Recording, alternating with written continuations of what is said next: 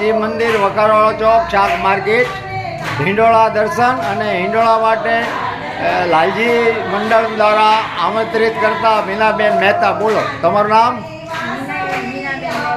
શું કહેવા માગો છો આપ?